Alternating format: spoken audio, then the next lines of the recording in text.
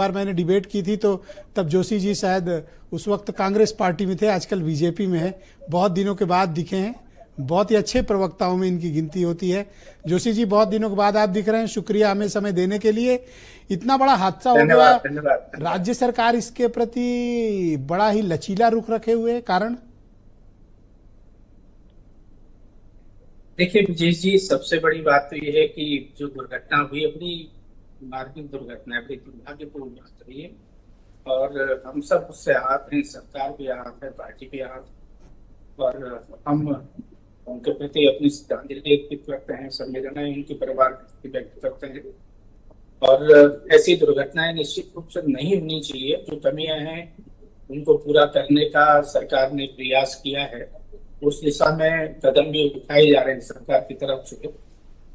लेकिन जहां जहां भी दुर्घटनाएं हुई हैं, कोई उसमें कोई एक कारण नजर नहीं आता है। देखिए, उत्तरकाशी में अलग किस्म की दुर्घटना थी, जो वहां पर हेलीकॉप्टर दुर्घटनाग्रस्त हो गया। केदारनाथ वैली में भी अलग अलग तरीके से दुर्घटनाएं हो रही हैं, कभी आपात लैंडिंग हो रही है।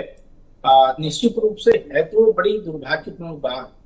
और हेली सेवाएं क्योंकि प्रतिवर्ष यहाँ चलती हैं और हजारों यात्री उससे यात्रा करते हैं, लेकिन एक बात यह है कि कोई भी पायलट ये नहीं चाहेगा कि वो मौत के कुएं में कूदे और जानबूझकर कोई ऐसी बात नहीं करता है। अपने हाथ से कोई नहीं चाहेगा कि कोई भी पायलट नहीं चाहेगा उसके हाथ से। सर, मुझे अफसोस की बात क्या लगती है कि 2017 से लेके अब तक की 2025 आप देख लें, हर वर्ष उत्तराखंड के भीतर स्पेशली केदारनाथ धाम की यात्रा के दौरान कोई न कोई हवाई हादसा होता है। हमने न तो कोई सीख लिया, न कोई सबक लिखा और न दोषियों पर कभी कार्रवाई की। निश्चित रूप से मैं आपकी बात से बिल्कुल सहमत हूँ कि हमको सीख लेने की आवश्यकता है। उसके लिए मैं तो माननीय मुख्यमंत्री जी का आभार व्यक्त करूंगा कि उन्होंने कल ही एक आपात बैठक उसमें बुलाई और उसमें तमाम फैसले भी लिए हैं कि हम अब सर, यूकाडा का कोई भी सीनियर अधिकारी सस्पेंड नहीं किया गया सर?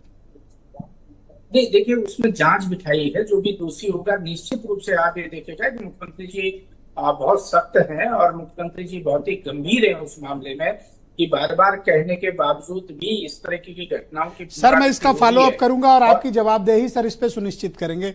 मैं आपसे ही पूछूंगा, आप अपनी सरकार से पूछ के बताइएगा सर, फिर इस पे डिबेट करूंगा सर।